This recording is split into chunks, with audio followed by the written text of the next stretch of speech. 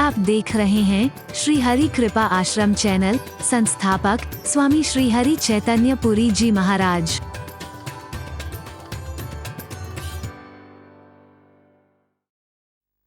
सात्विकता, सहजता, सरलता, सुगमता जहां जीवन में प्रवेश करने लगे, मैं दावे से कह रहा हूं वहां शांति ही शांति होगी। चारों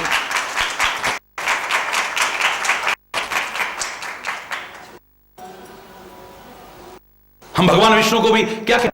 शांताकारं भुजगशयनं पद्मनाभं सुरेशं विश्वाधारं गगन सदृशं तत्त्वमस् मेघवर्णं शुभांगं लक्ष्मीकांतं कमलनयनं योग वृद्धानगम्यं वंदे विश्वं भवभयहरं सर्वलोकैकनाथं। शांताकारं भुजगशयनं पद्मनाभं सुरेशं विश्वाधारं गगन सदृशं मेघवर्णं शुभांगं लक्ष्मीकांतं कमलनयनं योगवृद्धानगम्यं वंदे विष्णुं भवभयहरं सर्वलोकैकनाथं। शांताकार है। वाह, सारी दुनिया की जिम्मेदारी जिसके ऊपर हो वो शांत। हरि बोल। मैंने कहा कि विष्णु ने कभी क्रोध नहीं किया है, विष्णु ने कभी युद्ध नहीं किया है, उसने तीर नहीं चलाए हो या चक्र ना चलाया हो। अपवाद छोड़ करके, अपवाद छोड़ करके उसे शांत देंगे। क्या सीखेंगे? योग नहीं है। मैं कह रहा हूं चिल्लाता हरि चैतन्य भी है। अगर आपको लगता हो कभी, तो करोड़ों लोग इस वाणी को इतना प्यार और सम्मान देते हैं, लेकिन किसी को कभी लगे चिल्ला, मैं कह रहा हूं मैं चिल्लाता हूं, और चिल्लाते वो भी हैं जो नारे लगाते हैं, चिल्लाते वो भी हैं जो बकवास करते हैं, चिल्लाते वो भी हैं जो लड़ते झगड़ते हैं। मैं चिल्ला रहा हूं तो अपने किसी दुख सुख के कारण नहीं, अपने किसी पाने या उसके कारण नहीं, परमात्मा के यश गायन को चिल्ला चिल्ला करके दुनिया को बता रहा हूं, दिन दिन घोष कर रहा हूं, नाद कर रहा हूं। नाद क्यों कहते हैं हम? उन्होंने शंखनाद किया इस कार्य का, धीरे करके नहीं, क्योंकि मेरी संस्कृति में कहीं कमजोरी नहीं है जो मैं दुबक करके बोलूं या धीरे करके बोलूं। वैसे शांत रहूं जीवन में। परमात्मा के नाम का जय घोष तो मेरे शायद जितना गर्ज करके रहोगे उतनी और ताकत मिलेगी तुमको। मैं अपनी तरफ से नहीं कह रहा हूं। राम अक्षय स्तोत्र बोलते हो आप तो क्या कहते हो? भर्जनम भव बीजानाम मर्जनम सुख संपदाम तर्जनम यमदूतानाम राम रामेति गर्जनम। राम का नाम तो गर्ज करके लेना चाहिए और ही बोलना। चिल्लाता तो मेघनाद भी बहुत जोर से था, घोष तो वो भी बड़ी जोर से मेघ की तरह गरजता था, नाम ही मेघनाद था उसका। लेकिन राम के यश का गायन लंका के भरे दरबार के अंदर गर्ज करके ही किया था मेरे हनुमान ने। दोनों में बहुत फर्क है।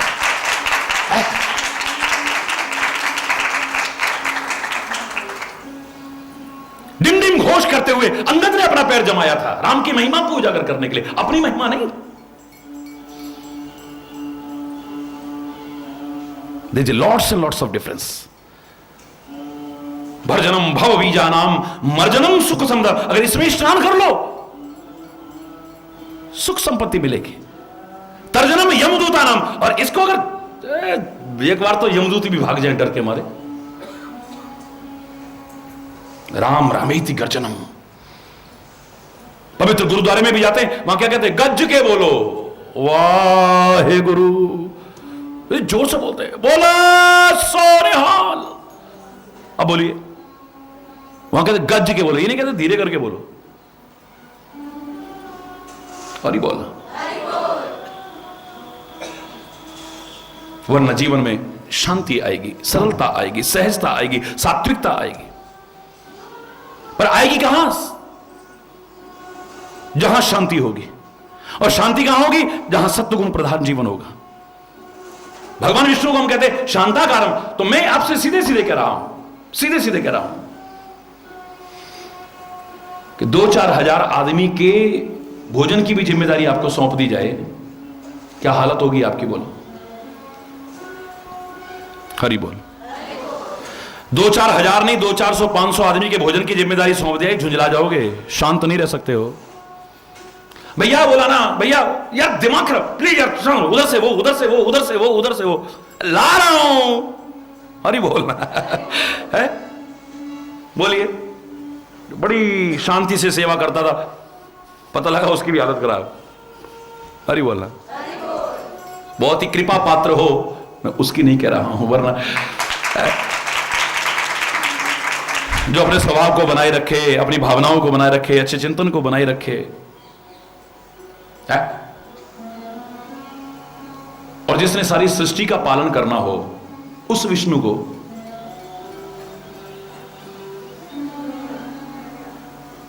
गिनती कर सकते हो तुम कितने जीव हैं इस दुनिया में?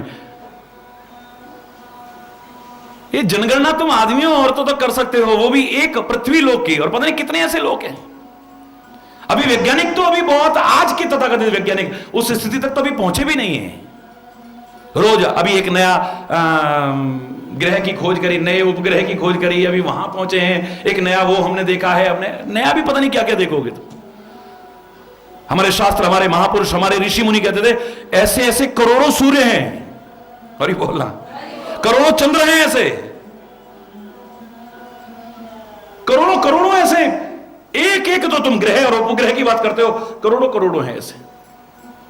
इस गर्भ में क्या छुपा हुआ है, अभी तो बहुत अनभिज्ञ हो इनसे तुम। सारी बोलना, तुम आविष्कारक नहीं हो, तुम अभी खोजक बने हो, खोज कर रहे हो, और खोजते खोजते पता नहीं कितनी सदियां लग जाएंगी, फिर भी पता नहीं कहां तक खोज पाओगे तुम।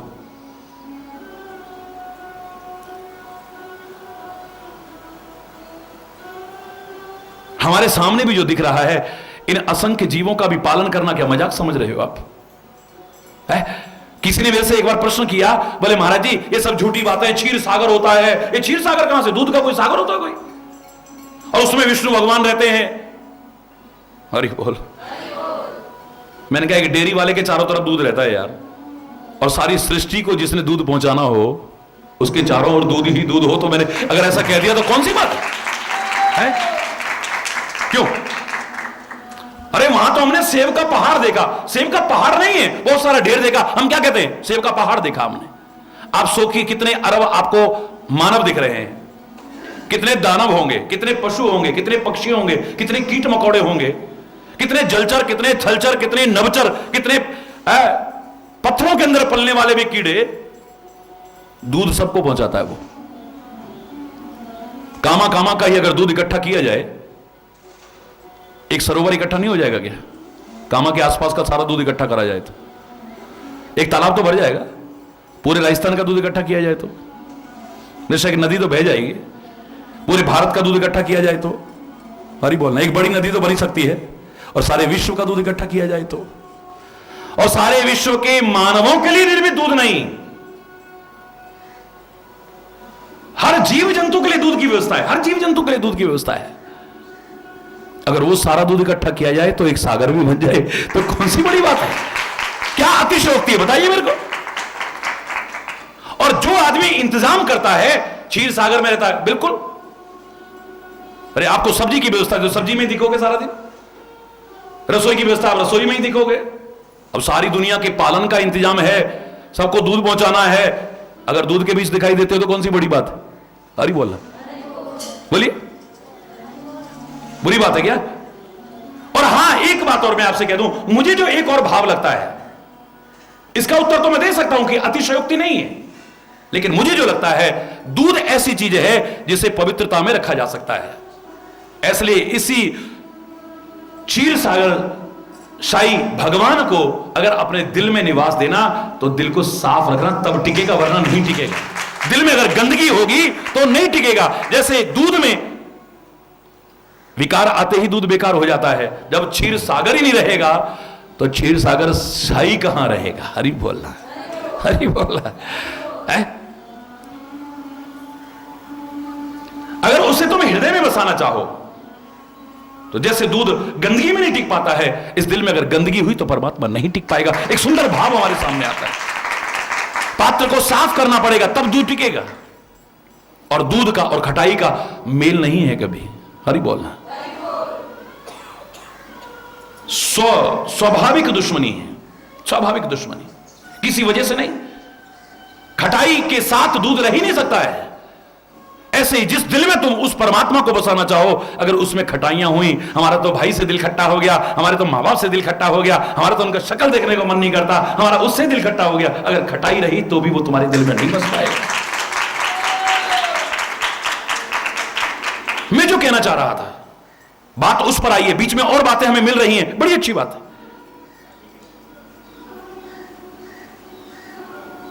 इतनी दुनिया का, सारी सृष्टि का इंतजाम करने वाला भी शांताकार कैसे रह जाता है। एक इशारा मैंने किया था, याद करिए, कि उसने रजोगुण रूपी ब्रह्मा को अपनी नाभि से बाहर कर दिया है, अपने से बाहर कर दिया है, निकाल दिया उसे। हरि बोल। रजोगुण रूपी ब्रह्मा को अपनी नाभि से निकाल करके बाहर कर दिया है। तमोगुण रूपी शेष को अपने नीचे दबा करके रखा हुआ है। हरि बोलना। वरना एक नाग किसी के गुण नहीं गा सकता। नाग क्या पहचाने? एक मुंह वाला नाग भी किसी के गुण गाएगा? जहर उगलने के अलावा कुछ उगल ही नहीं सकता है।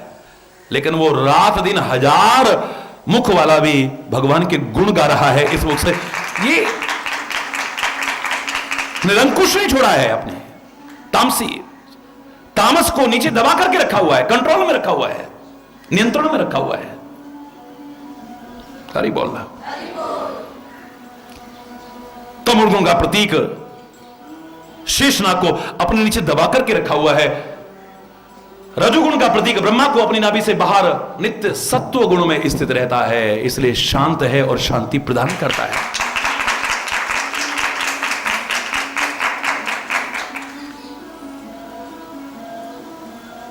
अगर आप गुणातीत नहीं हो सकते हो, कम से कम सत्व गुण में तो आ जाओ।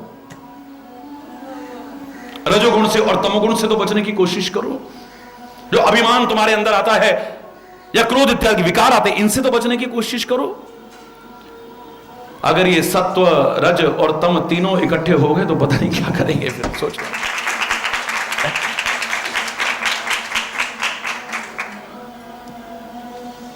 कलयुग बड़ा बुरा है। कलयुग, मैं कह रहा हूं कलयुग समयुग आन नहीं, जो नर कर विश्वास। अगर विश्वास करके देखो तो मैं कहूंगा कलयुग जैसा कोई युग नहीं। वहां पर द्वापर में, त्रेता में, सतयुग में जो यज्ञ करके, जप करके, तप करके, दान करके, पुण्य करके मिलता था, यहां तो शांति पूर्वक भगवान का नाम लेते हुए कर्तव्य का पालन करो, तुम्हें सहज में मिल जाएगा। ऐसा युग कहीं होगा? कल युग केवल हरि गुण गाहा, कल युग केवल गावत नर पावई भव था, गावत नर। और एक और चौपाई बड़ी प्रचलित थी, रामायण में तो नहीं है, मानस में नहीं है, लेकिन जन जन में प्रचलित थी। कलयुग केवल नाम आधारा,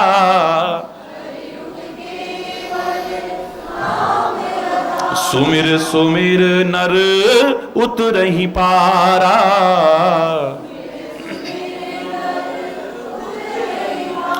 प्रचलित जो भी है, चाहे वो तुलसी के मुख से निकला हो, हृदय से निकला हो, या किसी के मुख से, वो वंदनीय है, उसको आदर पूर्वक हम बोल सकते हैं। इसमें कोई ये आवश्यक नहीं कि वो रामायण की चौपाई है तभी। हरि बोल। बड़े प्यारे भाव है। कृतयुग, त्रेता, द्वापर, पूजा, मख और जोग, जो गति हो सो कलि हरि नाम ते पावहि लोग। जो गति हो सो कलि माने कलयुग में हरि नाम ते पावहि लोग। इसलिए मैं तो बचपन से उसने कृपा करी है, बस हरि बोल ही कहता हूं और वही करवा रहा हूं। हरि बोल रहा।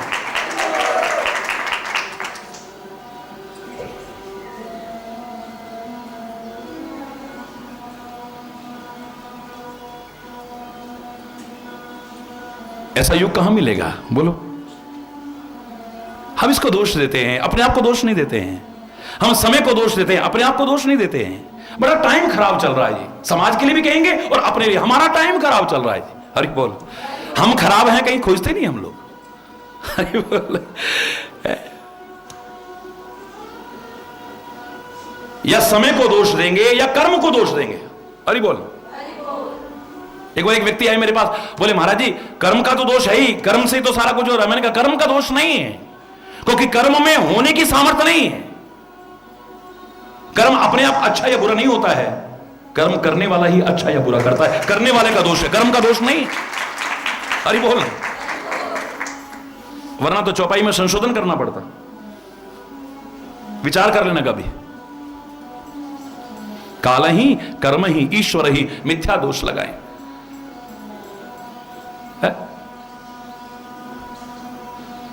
कैसी दुनिया बना दी तूने, कैसी दुनिया बना दी तूने, देख तेरी दुनिया की क्या हो गई हालत, संसार देखो कितना बदल गया। हरि बोल। भगवान को दोष दे देगा, कर्म को दोष दे देगा, काल को, चाहे वो काल वर्तमान भूत और भविष्य हो, चाहे वो काल सतयुग त्रेता और द्वापर हो, कलयुग हो, इनको दोष देगा। काश अपने आप को दोष दे करके, कमियां देख करके, उनको दूर करके अपने जीवन को संवारने की कोशिश की होती तो आनंद ही कुछ और होता है। हरि बोल। हमारा टाइम खराब हो, हमारा टाइम खराब नहीं, हमारी कहां कमियां हैं उन्हें दूर करो, ये टाइम तो बहुत अच्छा बन जाएगा।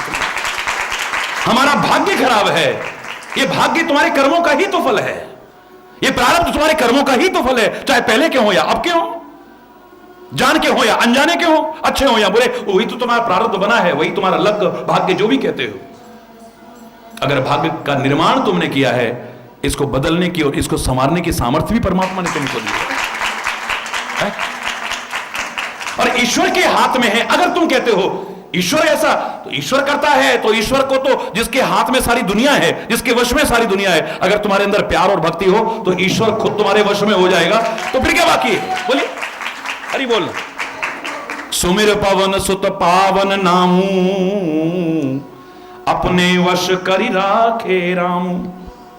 और खाली हनुमान ही नहीं है, हर भक्त अगर प्यार रखे सच्चा, तो जिसके वश में सारी दुनिया है वो भगवान तुम्हारे वश में हो जाए। पर नाटक करके नहीं, ढोंग करके नहीं, पाखंड करके नहीं, दिखावा करके नहीं, परमात्मा तुम्हारे वश में। तुम्हें चिल्लाना नहीं पड़ेगा भगवान के लिए। भगवान भगत के वश में होते आए। एक भगत ने डाला फंदा, आप बने हरि नाई नंदा, प्रेम से चरण दबाए। भगवान भगत के वश में होते आए। दुर्योधन का मेवा त्यागा,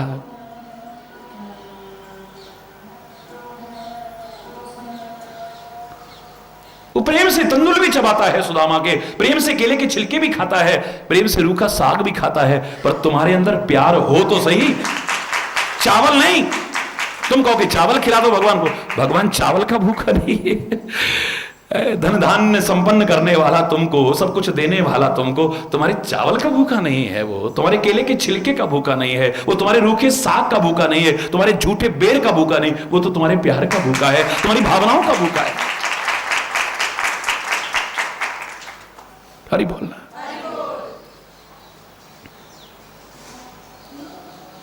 अगर तुम गुणातीत नहीं हो पाते हो, कम से कम अपने जीवन को सत्व गुण में स्थित करने की कोशिश करो। और जब तुम सत्व गुण में स्थित करते हो तो बच जाते हो इस सन्निपात रूपी भयानक रोग से। गुणकृत सन्निपात नहीं के, गुणकृत सन्निपात यानी मूर्छा रोग कहते हैं। हमारे आयुर्वेद में सन्निपात का तात्पर्य मूर्छा रोग। काम, क्रोध और मद रोगी रूपी बात, पित्त और कफ जब तीनों कुपित हो जाते हैं तो मानस रोग में वर्णन किया था ना, उपजहि सन्निपात दुखदाई। बहुत दुख देने वाला सन्निपात रोग उत्पन्न, आदमी बिल्कुल पागल टाइप हो जाएगा, आदमी मूर्छित। बशर्ते कि प्यार में अगर पागल हुआ होता तो बात अलग थी। मूर्छा मैंने भक्तों को भी देखी है, मूर्छित होते देखा है, लेकिन वो मूर्छा तो मूर्छा से जगाने वाली है, मूर्छा में सुलाने वाली नहीं है, मूर्छा को भंग करने वाली है।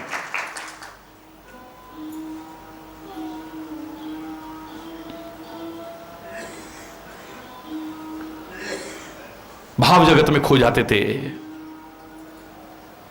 जरा हरि बोल कहते थे तो हरि चैतन्य महाप्रभु स्वयं भी भाव विभोर हो जाते थे और कहते जंगल के जितने जीव होते थे वो भी सब भाव विभोर हो जाते थे। हरि बोल, भाव विभोर हो जाते थे। कल कोई प्रश्न कर रहा था, बोले महाराज जी एक बात बताइए, आपने बड़ा सुंदर भाव कहा लेकिन एक बात समझ में नहीं आती, भगवान श्री राम तक सीता के लिए पूछ रहे थे, हे खग मृग हे मधुकर श्रेणी, तुम देखी सीता मृग नैनी। तो क्या खग बोलते थे? क्या मृग बोलते थे?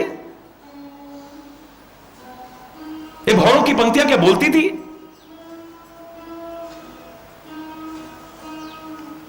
तालाबों से वृक्षों से पूछ रहे हैं, क्या ये बोलते थे?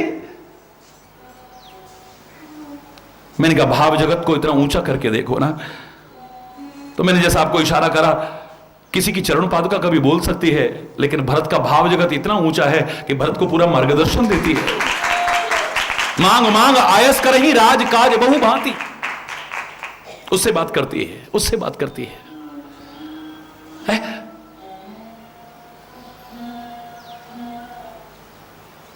जिनको तुम जड़ समझ रहे हो उनमें भी परमात्मा का अस्तित्व है, चैतन्य तो वहां भी विराजमान है,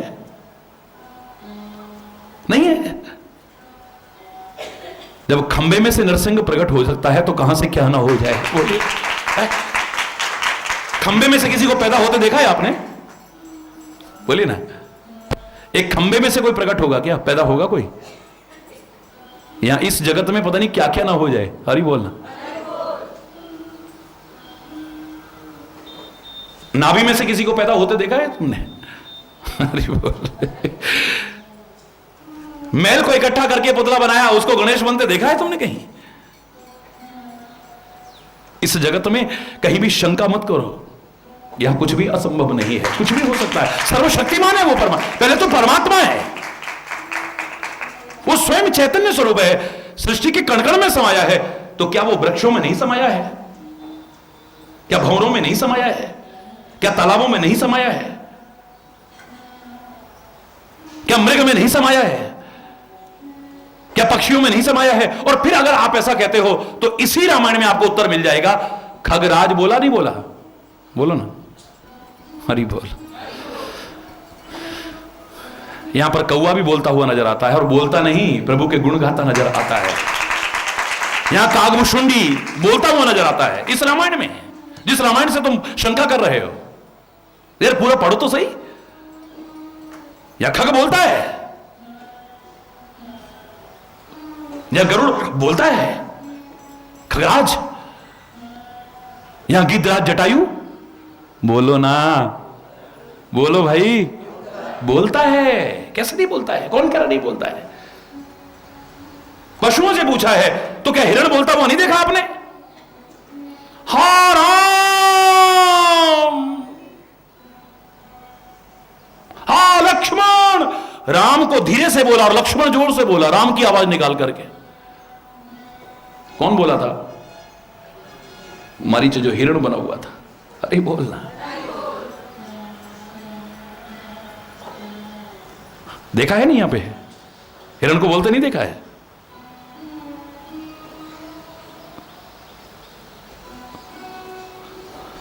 अरे बोलना। एक छोटा सा और वर्तमान का बहुत पुराना नहीं उदाहरण, संत ज्ञानेश्वर भैंस से गीता बुलवा सकते हैं, मंत्र बुलवा सकते हैं, और मेरा राम अगर इन जड़ों में से भी कुछ बुलवा दे तो कौन सा मुश्किल है? संत ज्ञानेश्वर वर्तमान समय की ये अलौकिक घटना, महाराष्ट्र के वो महान संत, ये नन्ना सा बालक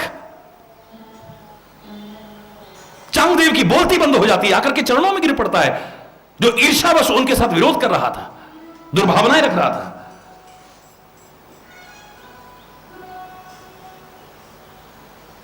जिसने कितनी बार तो काल को भी पराजित कर दिया हो, वो चांगदेव आकर के उसके चरणों में गिर पड़ा।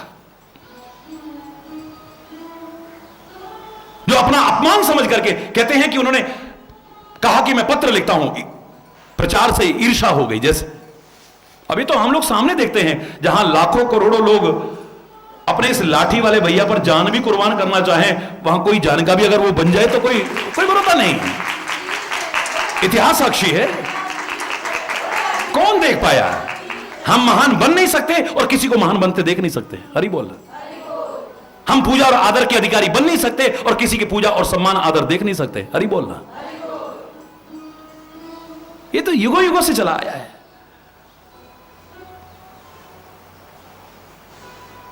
ईर्षा हो गई, मेरी इतनी आयु और ये कल का छोकरा, दुनिया इसके पीछे भाग रही। हरि बोल।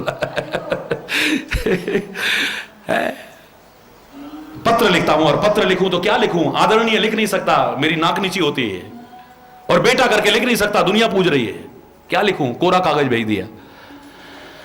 दूध पत्र लेकर के आया, कोरा कागज। संत ज्ञानेश्वर ने देखा, नन्हा सा बालक देख के समझे और तुरंत उत्तर लिखवाया। किस कोरे कागज की तरह तपस्या तो आपने बहुत करी, लेकिन तुम्हारा जीवन कोरा ही रहा, कुछ हासिल नहीं किया। जहां ईर्षा है, जहां द्वेष है, जहां मान है, जहां बड़ाई है, जहां अभिमान है, वहां पर तो कुछ भी नहीं है। सुना है आपकी बहुत आयु है, आपने बहुत तप किया है, बड़ी शक्तियां हैं, लेकिन मुझे लगता है जीवन अभी इस कोरे कागज की तरह है। बस अब तो आग बबूला हो गए। हरि बोलना, जोर से बोल रहा है। आग बबूला हो गए, आग बबूला। मेरा अपमान, मेरा तिरस्कार कर दिया है। अपनी तपस्या के अभिमान में अकड़ करके कहते हैं आकाश मार्ग से उड़ते हुए, शेर पर सवार होकर के और सांप का हंटर लेकर के और चले आ रहे हैं। गांव के लोगों को पता लगा कि चांगदेव जी गुस्सा करके आ रहे हैं, तो महाराज आप तो भग जाओ, बड़ी गुस्से में, बड़ी तपस्वी में, बड़ी शक्ति है महाराज, कुछ प्यार प्यार है।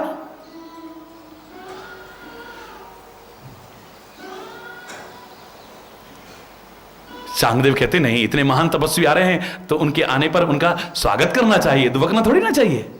हरि बोलना। तो कहते बिल्कुल बालवत एक दीवार के ऊपर बैठे हुए गन्ना खा रहे थे, गन्ना चूस रहे थे ऐसे करके। सामने से आकाश में से अभिमान में अकड़े हुए चांगदेव को आते देखा, तो कहते दीवार से कहा, दीवार चलो, इतना महान तपस्वी आ रहा है, स्वागत करो उसका। चांगदेव आकर के चरणों में गिर पड़ा, चरणों में गिर पड़ा। कहता कमाल है, मैंने तो सजीवों पर नियंत्रण करा, चाहे शेर पर किया हो, सांप पर किया हो, लेकिन इसने तो निर्जीव दीवारों तक पर नियंत्रण कर रखा है। निर्जीव दीवारें तक जिसके इशारे पर चलती हो, उससे विरोध। हरि बोल, हरि बोल।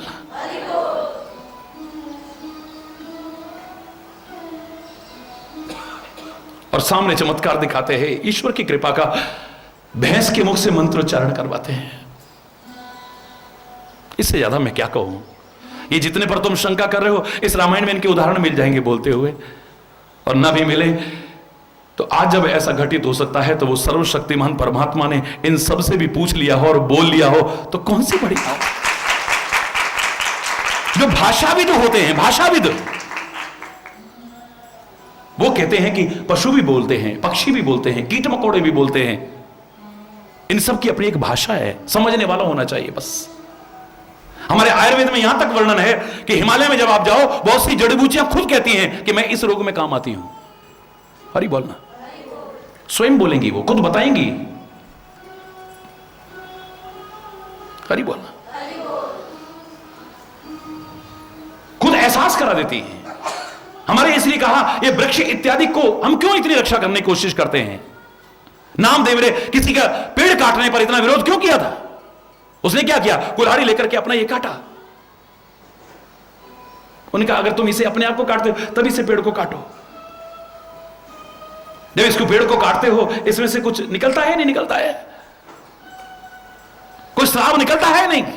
ये सजीव है, ये हमारी तरह पैदा होता है, बढ़ता है, फलता है, फूलता है। ये सजीव है, निर्जीव नहीं है। जैसे मानव फलता फूलता है, बढ़ता है, इसी प्रकार से ये भी होता है। जैसे जीव भी चाहे तो बहुत कुछ समाज को दे सकता है, बहुत कुछ समाज से ले सकता है, बिल्कुल ये भी कार्बन डाइऑक्साइड लेता है और ऑक्सीजन का अमृत तुम्हें रात दिन देता है। ये निर्जीव नहीं है। ये पौधों को निर्जीव मत समझो, पेड़ों को निर्जीव मत समझो। ये भगवान शंकर के मैं तो रूप कहा करता हूं। और शायद कुछ लोगों से इसलिए उनके मन में ये भाव दुर्भावना आई होगी क्योंकि मैं मना करता हूं पेड़ काटने के लिए। महाराज जी ने हमको पेड़ काटने को मना, हरि बोल। जब मैं शुरू में यहां आया तो क्या था, चंद स्वार्थों के लिए बड़े बड़े दुर्लभ पेड़ों को काट के ले जाते थे लोग, हरि बोल।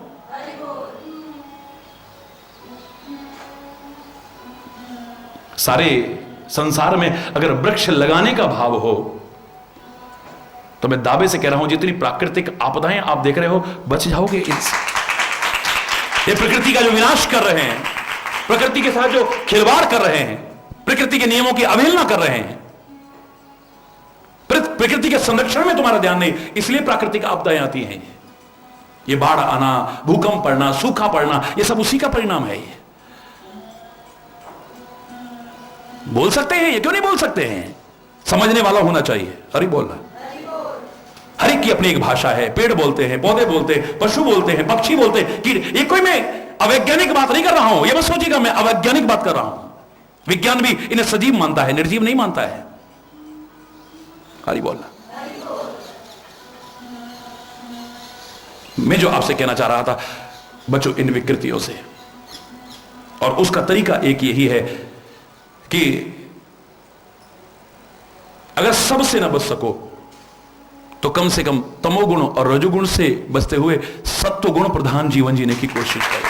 शुद्ध जीवन हो, सात्विक जीवन हो, संयमित जीवन हो, संतुलित जीवन हो, सादगी परिपूर्ण जीवन हो, सरल जीवन हो, सहज जीवन हो, शांति ही शांति हो। और ऐसा किया है, बहुतों ने किया है, तुम भी कर सकते हो। बस यही उदाहरण लेना है।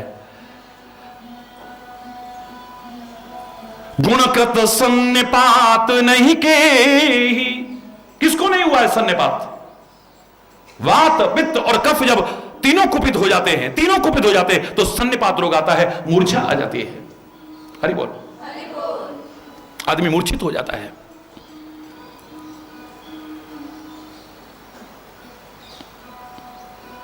दुखदाई रोग सन्निपात रोग उत्पन्न हो जाता है। बस इसे बचने का यही है कि है सत्व गुण भी कोई बहुत ऊंची चीज नहीं है। जैसे कहते हैं ना आप कि आप स्वर्गों में जाओ, स्वर्ग से कितना संबंध आपने जोड़ रखा है। किसी दुष्ट व्यक्ति को भी जिसको आप कहते थे इसका तो नरकों में भी जगह नहीं मिलेगी, और उसके मरने के बाद, उसकी मृत्यु के बाद अगर आपसे कहा जाए उसका नाम लिखो, क्या लिखोगे? स्वर्गीय फलाने, हरि फल।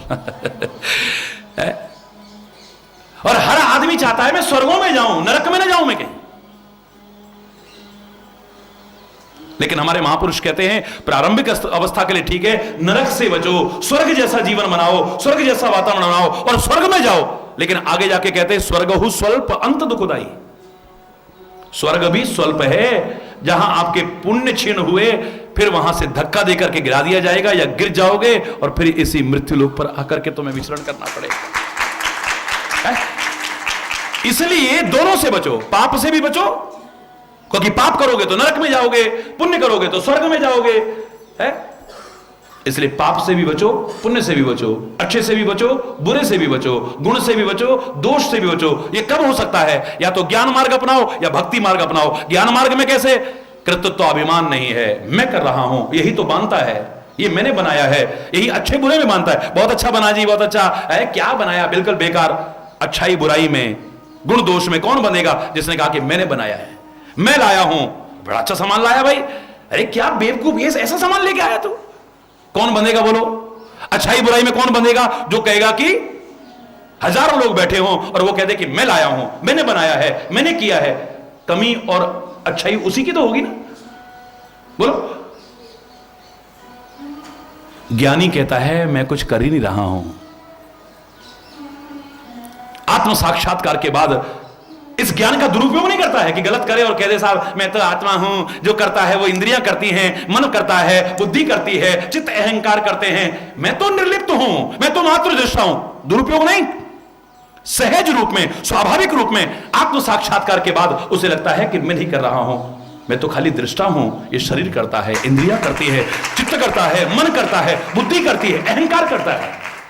कर्तापन का अभिमान ही नहीं है तो बंधोगे नहीं, ना पाप में, ना पुण्य में, ना गुण में, ना दोष में, ना अच्छे में, ना बुरे में, ना स्वर्ग में, ना नरक में। हरि बोलना, बच जाओगे, बच सकते हो। और या फिर भक्ति भाव में आगे चले तो एक वहां पर है ही नहीं कि मैं कर रहा हूं, तू करा रहा है। तेरा काम तेरा नाम लेकर के और तेरे को ही अर्पित कर रहा हूं, बस तेरे को ही अर्पित करते हुए कर रहा हूं, तेरा काम कर रहा हूं, तेरा नाम लेकर के कर रहा हूं, और करा भी तू ही रहा है। ये नहीं कि गलत करो और फिर कहो भगवान जैसा प्रेरणा अंदर से मेरे को तब से भगवान ने प्रेरणा दी तभी ऐसा। भगवान गलत प्रेरणा नहीं देते कभी भी, आत्मा कभी गलत प्रेरणा नहीं देती, महात्मा कभी गलत प्रेरणा नहीं देती, परमात्मा कभी गलत प्रेरणा नहीं देती। अगर आपसे जीवन में कहीं गलतियां हो रही है, आत्मा महात्मा या परमात्मा को मत कलंकित कीजिए, आपका मन आपको गलत की ओर ले जाने की कोशिश कर रहा है। आपके मन में जो विकार हैं, आपके मन में जो गंदगियां हैं, मन की जो वासनाएं हैं, वो खींच रही हैं उधर। हरि बोल रहा। और प्यार में और भक्ति में ये सब चलता ही नहीं है। हरि बोलना। वहां पर अपने मन के इशारे पर नहीं नाचता आदमी, वहां आत्मा महात्मा या परमात्मा के इशारे पर नाचता है, और खुद उसके इशारे पर नाचता है, उसको अपने इशारे पर नचाने की कोशिश नहीं करता है। भगवान तेरे को ऐसा नहीं करना चाहिए था, भगवान तेरे को ऐसा नहीं, महाराज जी आप नचाने की कोशिश मत करो, उसके इशारे पर नाचो। अगर तुम सही तरह से नाचने लग जाते हो तो मैं कह रहा हूं तुम इस लायक बन जाओगे कि तुम्हारी छाछ पर तो नहीं, वरना सारी सृष्टि का मालिक जरा सी छाछ पर, छछिया पर छाछ पे नाच नचावे। यहां पर प्यार और भक्ति का परिणाम है। इतना सुंदर जीवन बना लिया है, उसके इशारे पर ऐसा नाच रहे हैं, अब इसके इशारे पर भगवान नाचने लग गया है। वाह, अब उस भक्त के इशारे पर भगवान नाच रहा है।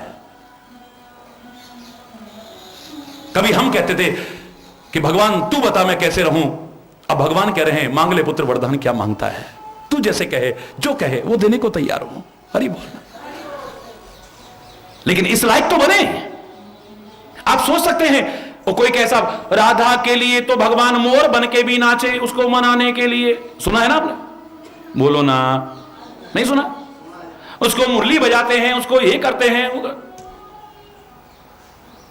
वो रूठ जाए तो उसे भगवान बनाते हैं। हमें क्यों नहीं? तुम राधा हो। हरि बोलना, जोर से बोलना। राधा का कहीं नाम आपको भागवत में पढ़ने को नहीं मिलेगा, राधा का नाम कहीं आपको महाभारत में पढ़ने को नहीं मिलेगा, राधा का नाम कहीं गीता में आपको पढ़ने को नहीं मिलेगा। है कहीं नाम जहां पर अपने नाम का कुछ है ही नहीं है, अपना अस्तित्व है ही नहीं, जो पूरा अस्तित्व उसी में मिला दिया है पूरी तरह से, है ही नहीं कुछ।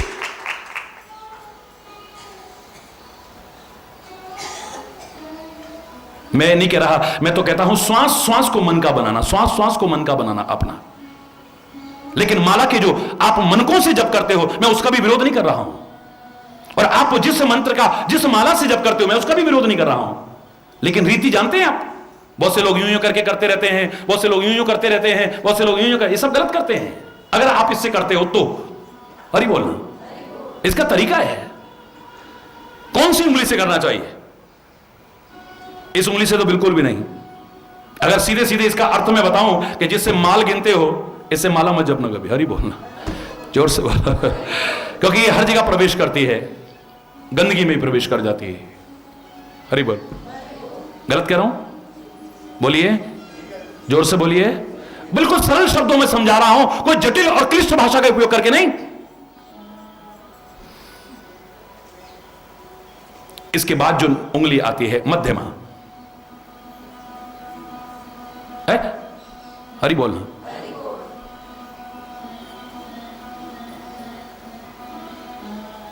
उसके साथ ये बता रही है कि तुम सबके बीच रहते हुए भी, दो इधर और ये सबके बीच रहते हुए भी उसका नाम ले सकते हो।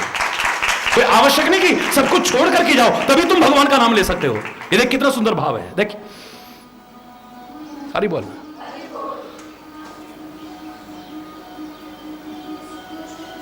हरि बोलना। और इसे अनामिका भी कहते हैं, मतलब नाम ना करे, नाम का भाव ना हो, मेरा नाम हो जाए, दुनिया को देखे कि हाँ मैं भी बड़ा प्यारी हूं, प्रेमी हूं। दुनिया को नहीं, जिसको दिखना है उसे दिखाने की जरूरत नहीं है, वहां पर गाने की जरूरत नहीं है।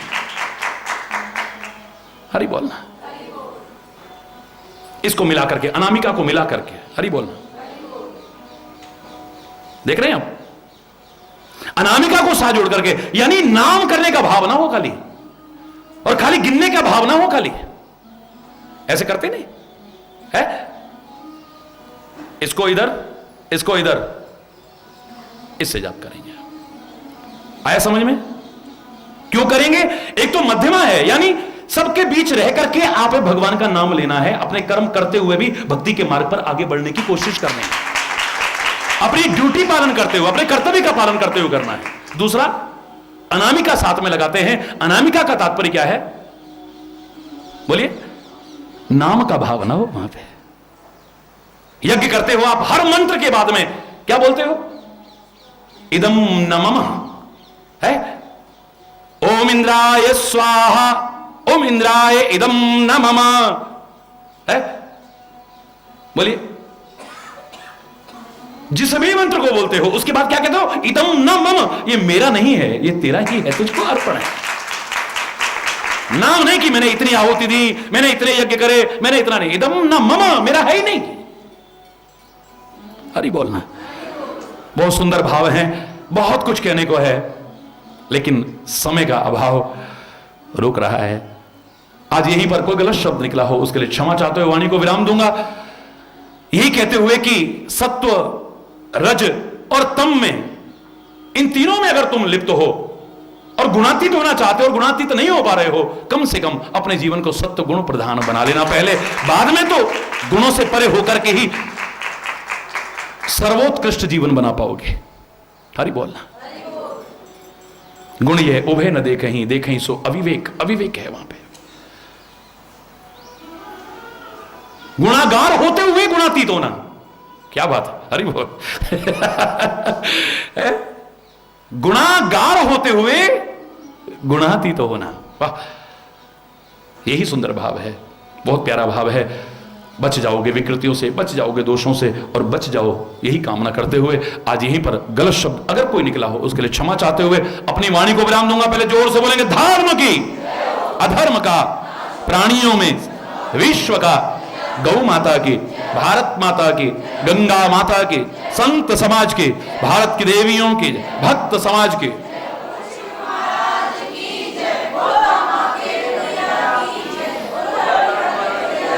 बोलो वृंदावन बिहारी जय जय श्याम राम, हरि बोल, हरि बोल।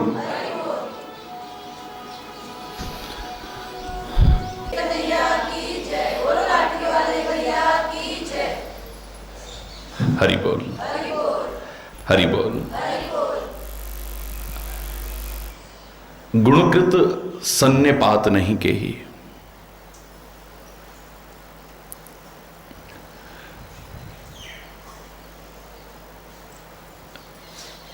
गुणों से व्याप्त हो ये सन्निपात किसे नहीं हुआ है? सबको नहीं। मैं दावे से कह रहा हूं कि जो अध्यात्म पथ का पथिक बन गया है, धर्म पर आरूढ़ हो गया है,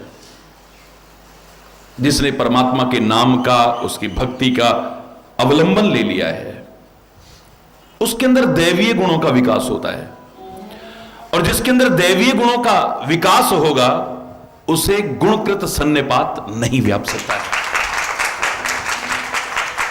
हमें उसे ढूंढना है जो इन विकारों से बच सका है, उसे अपना आदर्श बनाना है, अपने सामने उसे उदाहरण बना करके उसे प्रेरणा ले रही है ऐसा। सारे के सारे लोग इन गुणों के अधीन होकर के सन्निपात तक की स्थिति तक पहुंच जाते हैं, मूर्छा तक की स्थिति तक पहुंच जाते हैं।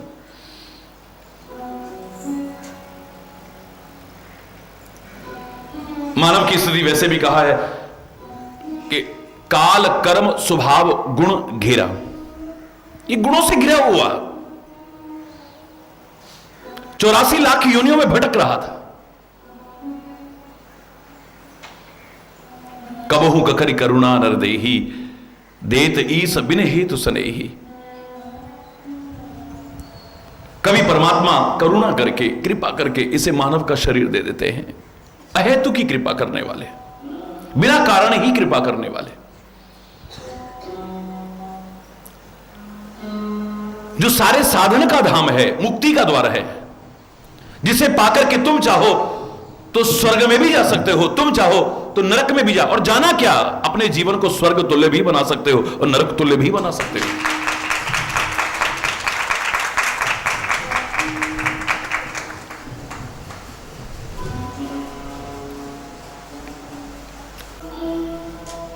हरि बोल।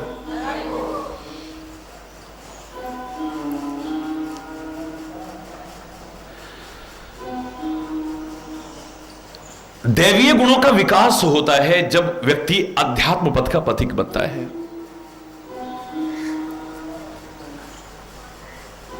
दैवीय गुणों का विकास होता है जब भक्ति पथ का पथिक बनता है।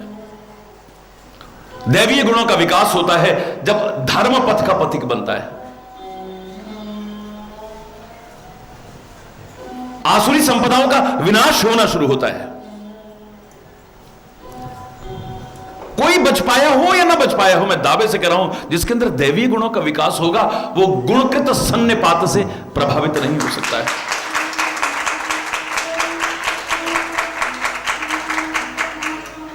कोई नहीं बचा, कोई नहीं, एक बचा है जो ऐसा जीवन जीता है। को न मान मद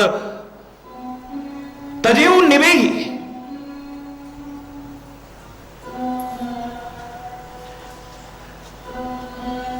दुनिया में कोई ऐसा नहीं होगा जिसे मान और मद ने अछूता छोड़ा हो। हरि बोल। मान और मद ने अछूता छोड़ा हो, ऐसा दुनिया में कोई नहीं बचा होगा। हम यह अर्थ नहीं करेंगे, हम प्रश्नवाचक चिन्ह लगाएंगे कि कौन है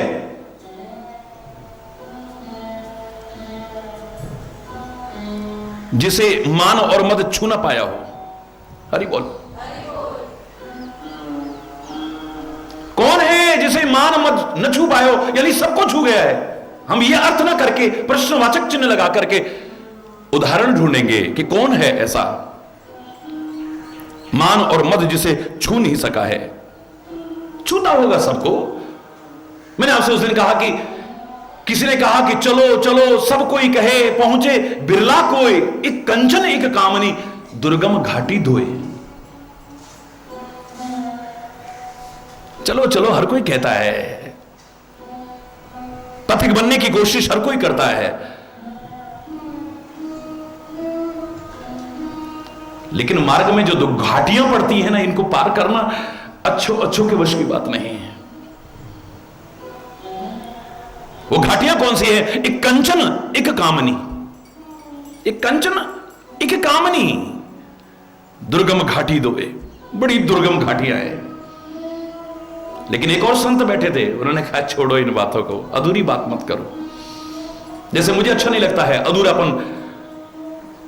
उस पूर्ण की शरण में, पूर्णमदः पूर्णमिदं पूर्णात् पूर्ण मुदच्यते पूर्णस्य पूर्णमादाय पूर्णमेवा अवशिष्यते की शरण में आकर के पूर्णता की ओर व्यक्ति न चले तो फिर अधूरा है। अधूरे अर्थ नहीं। अरे बोले भैया, जो तुम कह रहे हो हमने तो बहुतों को छोड़ते देखा है। कंचन तजना सहज है, राजपाट छोड़ते देखा है लोगों को, हर सुख साधन छोड़ते देखा है लोगों को। कंचन तजना सहज है, सहज त्रिया का नेह, त्रिया का नेह भी छोड़ते बहुतों को देखा है। हरि बोल।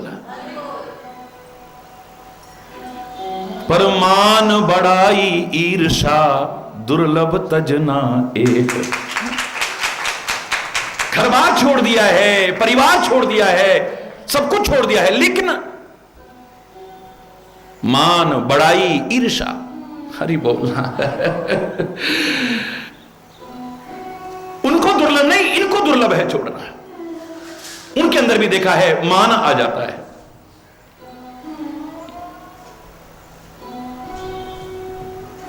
उनके अंदर भी बड़ाई का भाव आ जाता है। उनके अंदर भी दूसरों को आगे बढ़ते देख करके ईर्ष्या का भाव आ जाता है, रुक जाते हैं, फिर आगे नहीं बढ़ पाते हैं, फिर उस अव्यय पद तक नहीं पहुंच पाएंगे। क्योंकि भगवान कृष्ण से पूछा, हम सबके अंतर का भाव अर्जुन ने माध्यम बनकर के कि हे केशव, उस अव्यय पद को कौन प्राप्त करेगा, कौन प्राप्त करेगा? क्या कहा था भगवान कृष्ण ने? परमात्मा श्री कृष्ण कहते हैं, हे कुंती पुत्र, निर्माण मोहा जित संग दोष अध्यात्म नित्य विनिवृत्त काम द्वंद्वैर विमुक्त सुख दुख संगैर गच्छन्त्य मूढ़ा पदम अव्ययम तत्। निर्माण मोहा, जो मान और मोह से रहित है।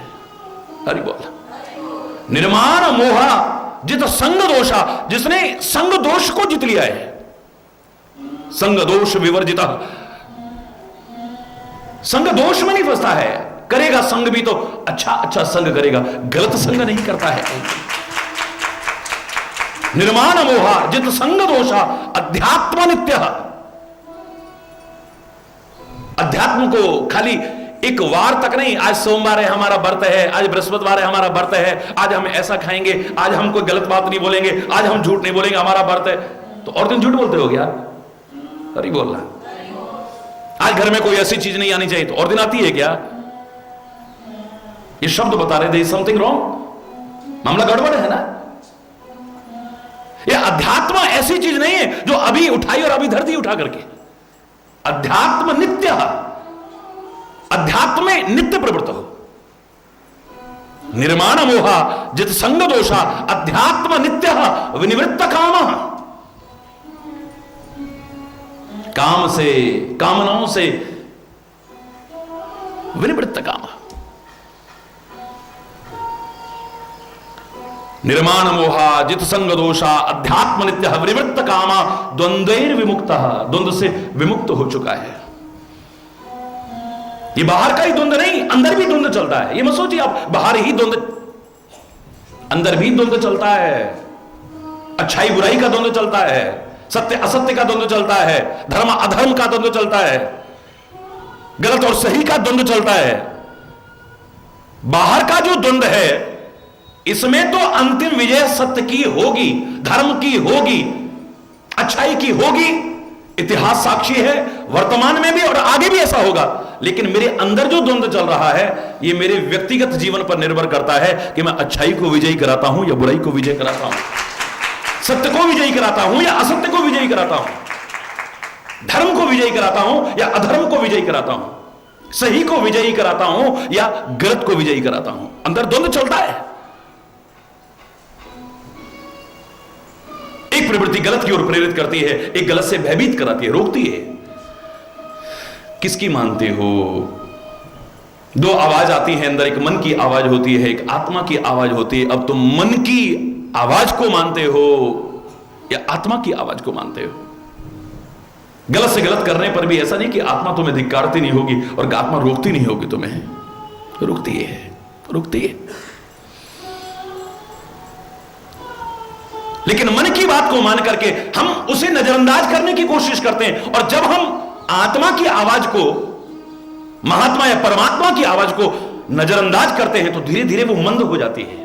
याद रखना, आती है लेकिन फिर अब हमें सुनाई नहीं देती है, क्योंकि हमारा जीवन बहिर्मुखता की ओर होता है, व्यस्तता की ओर होता है।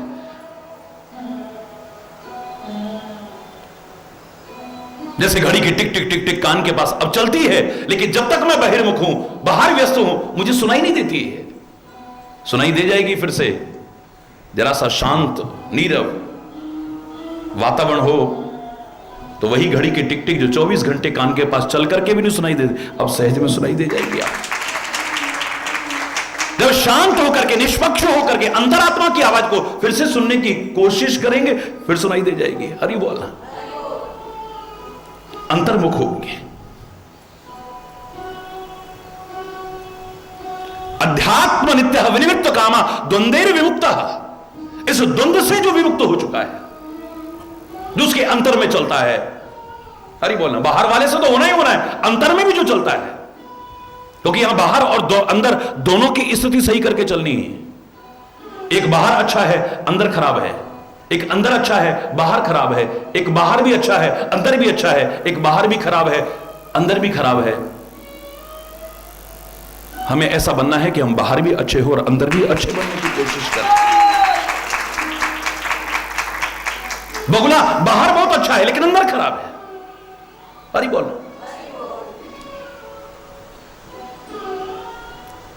सांप बाहर, ये मोर बाहर बहुत अच्छा है, बहुत सुंदर है, लेकिन अंदर जहर भरा हुआ है। जो बाहर से अच्छे दिखते हैं लेकिन अंदर खराब है, उनसे तो बेहतर हमारे महापुरुषों ने क्या कहा, तासों तो कौवा भला जो बाहर भीतर एक, उससे तो बाहर भीतर एक जैसा जो कौवा है वो अच्छा है, क्योंकि उसको देख करके कोई धोखा खाने की कोशिश नहीं करेगा। जो बाहर से अच्छा दिखता है अंदर खराब है, उससे लोग धोखा खाते हैं, और जो किसी को धोखा देता है वो तो अच्छा नहीं हो सकता है। अरे बोलना, बाली जैसा परम भक्त परमात्मा का एक आदर्श व्यक्ति क्यों नहीं बन पाया है? क्यों नहीं बन पाया है? अंदर बहुत अच्छा है, हृदय प्रीति, अंदर तो प्यार ही प्यार भरा हुआ, कूट कूट के भरा हुआ है, पर मुख वचन कठोर। अरे बोलना, यहां बाहर भी अच्छा होना है, अंदर भी अच्छा, वाणी भी अच्छी हो, देखना भी अच्छा हो, सुनना भी अच्छा हो। भद्रम कर्णे भी शृणुयाम देवः, कानों से अच्छा अच्छा सुने, आंखों से अच्छा अच्छा देखें, वाणी से अच्छा अच्छा बोले, हाथों से अच्छे कर्म करें, पैरों से अच्छी जगह चल करके जाएं, मन मस्तिष्क से अच्छे अच्छे चिंतन करें, जीवन अच्छा ही अच्छा हो। अरे बोलना, तो आदर्श नहीं बन पाए। आदर्श व्यक्ति जीवन में कौन बन पाएगा?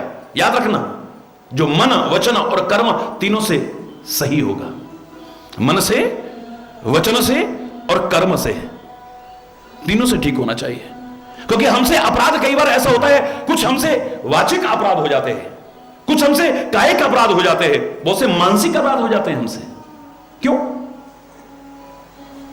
अरे बोलो, बाहर से पाप नहीं किया आपने, बाहर से कुकर्म नहीं किया आपने, बाहर से अधर्म नहीं किया, लेकिन आपका मन आपको प्रवृत्त करता रहता है, मन में गलत गलत विचार आते रहते हैं, मन में गलत गलत विचार करा नहीं है आपने, मानसिक अपराध है। तो जबान से गलत नहीं बोला है, लेकिन मन है कि इसको तो मैं ऐसा बोलूंगा, इसका ये मानसिक अपराध है। आपने बाहर निंदा चुगली नहीं की है, लेकिन आपके मन में अंदर अंदर में चल रहा है, ये मानसिक अपराध है। कभी हम वाणी से अपराध कर देते हैं, कर्मों से अपराध नहीं करते हैं, लेकिन ऐसा बोल देते हैं कि शायद तलवार से मारने वाले का घाव भर जाता, लेकिन इस वाणी का घाव भरता ही नहीं है। किसी को तलवार मार दो तो शायद उसका घाव भर जाता है, लेकिन जवान के तीर ऐसे चलाते हैं, ऐसा घाव भरते हैं कि जिंदगी भर। अरे बोलना, मन से अपराध हो जाते हैं। 10 प्रकार के अपराध बताएं हमारे यहां, उनमें से वाचिक हैं, मानसिक हैं, कायिक हैं, शरीर के द्वारा होने वाले हैं। और मैं दावे से कह रहा हूं, नव द्वारों पर संयम करते हुए, नवरात्रि का संदेश जब याद करिए मैंने पूरे विश्व के नाम पे दिया था, तो क्या कहा था? नव द्वारों पर संयम करते हुए, नवदा भक्ति के क्रम में आगे बढ़ते हुए, जो इन 10 प्रकार के अपराधों को जिसने हरा है, इन 10 को हरा है, उसके जीवन में दशहरा आता है, विजयी पर्व आता है, विजयी पर्व आता है। वो जीवन का दाव हारता नहीं है, कभी जीतता है, विजयी होता है, चाहे वो श्री राम हो चाहे आप हो। अरे बोलना, या खाली श्री राम से तात्पर्य नहीं, जिसने 10 को हरा है, इन अपराधों को, उसके जीवन में दशहरा आता है, दशहरा। अरे बोलना, विजयी पर्व आता है, हार का पर्व नहीं आता है, जीतता है वो, पराजित नहीं होता है वो जीवन में। द्वंद्वैर विमुक्तः सुख दुख संगैर, और जो सुख दुख में समभाव रहता है, स्थिति प्रज्ञता के लक्षण जिसके अंदर भगवान श्री कृष्ण के बताए अनुसार आ जाते हैं, सुख में, दुख में, हानि में, लाभ में, यश में, अपयश में, अनुकूलता में, प्रतिकूलता में समभाव जहां आ जाता है। हरि बोल, सर्वत्र समभाव जहां आ जाता है, किसी भी दशा में अपनी सहज स्थिति को जो परित्याग नहीं करता है, सुख दुख संगैर गच्छन्त्य मूढ़ा, मूढ़ा नहीं, मूर्ख व्यक्ति नहीं जा सकता है उस अव्यय पद तक। अमूढ़ा गच्छन्त्य अमूढ़ा, अमूढ़ व्यक्ति जा सकता है कहां? पद्मव्ययम तत्, वो जो अव्यय पद है उसको प्राप्त करता है। जो कैसा पद है, जो कैसा धाम है मेरा, न तद भासयते सूर्यो न शशांको न पावकः। यहां सूर्य की प्रकाश का मंद, सूर्य का प्रकाश भी मंद पड़ जाता है, इसकी भी गम नहीं चलती है। जहां चंद्रमा का भी प्रकाश मंद पड़ जाता है, जहां अग्नि भी निस्तेज हो जाती है, ऐसा है तद्धाम परमम मम। भगवान कृष्ण कहते हैं ऐसा है मेरा धाम। हरि बोल है। और सिखाने वाले को अपने जीवन में पहले अपनाना चाहिए।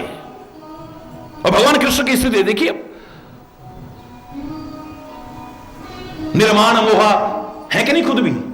बोलो, मैंने उस दिन बताया था ना, मान और मोह रहित हैं, उनका एक नाम बता रहा है, मदन मोहन।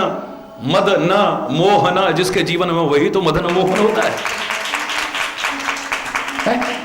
सही बोलना, मद न हो जिसके जीवन में, मोह न हो जिसके जीवन में।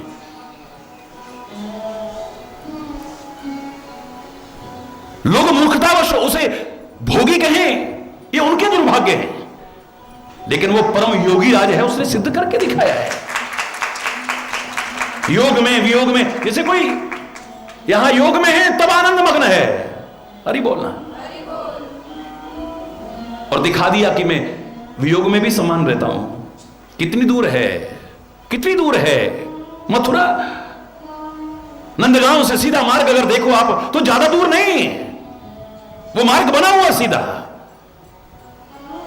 लेकिन न गोपियां पहुंची वहां, न कृष्ण वापस लौट के आए। क्यों? लगता है दुनिया की बुद्धि पर पड़े पर्दों को हटाने की कोशिश की है कि हम जहां भी रहेंगे, हरि बोलना।